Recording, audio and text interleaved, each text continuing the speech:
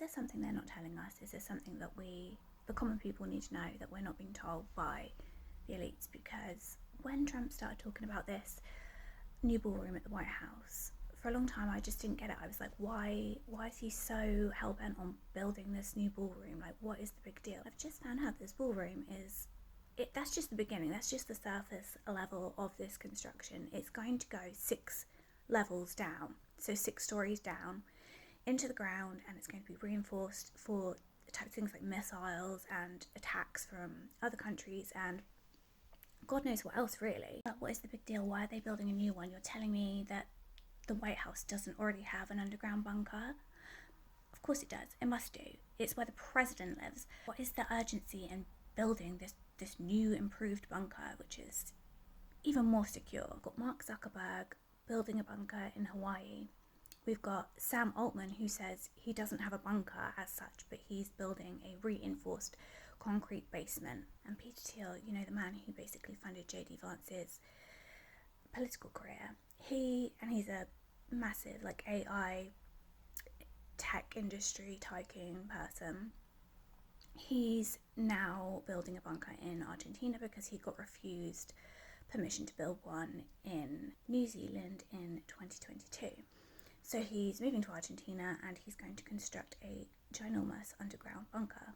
For years and years and years, there have been rumours about the Denver airport construction, because there are essentially apparently about 20 miles worth of underground buildings, construction sites underneath the airport, and they all kind of lead to military bases. And if you speak to anyone who's worked there, they all say that they were compartmentalized during the construction of this building, and you know, people were getting fired constantly, and they suggest that this was to eliminate the chances of people talking to one another and breaching secrecy acts and things like that. They were all made to sign NDAs, and in addition to this, a hell of a lot of people were fired and only allowed to work on certain parts, and these separate areas of the airport were not allowed to speak to one another whatsoever. The UK keeps telling us constantly that we are under threat from Russia, which they've been saying for years and years and years and years and years, as long as I can remember. And personally, I don't think that's the case. I think the only reason we would be under threat from Russia is if NATO does something to cross the red lines of Putin and there's no going back from that, i.e. they provoke him into reacting. But one thing that I did find very interesting when looking at this topic is that Peter Thiel, you know, the guy that funded J.D. Vance's political career, he said that one of the reasons that he's aiming to build this underground bunker is because of the politics, the direction that the politics in the US is going. Well, I'm pretty sure he's the man behind, or one of the very many tech billionaires and elite billionaires that are controlling the world, because, like I say, nobody gets into politics.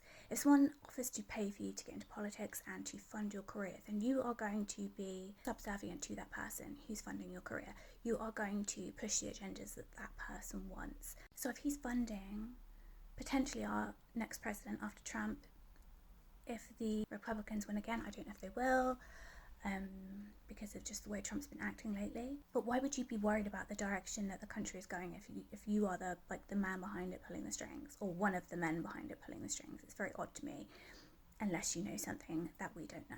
You know the plan that's about to happen, and you know the direction it's going because you're one of the people that has instigated it. It's very odd to me, all these people building bunkers right now.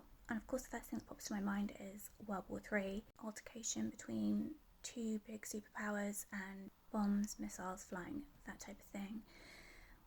But another thing that worries me is that a lot of these people are in the tech business. They are tech billionaires. Zuckerberg, Altman, Peter Thiel. We have been warned and warned and warned about AI for the last 10 years. Even Elon Musk has warned that it could be the end of humanity. So have they created something that they are now unable to control? And so they're thinking they need to go subterranean to survive? Does it have anything to do with the data centers? That's another thing I'm going to delve into, because there's a whole bunch of weird stuff about that. But at the end of the day, they know something that we don't know. And I don't know, does anyone have any ideas?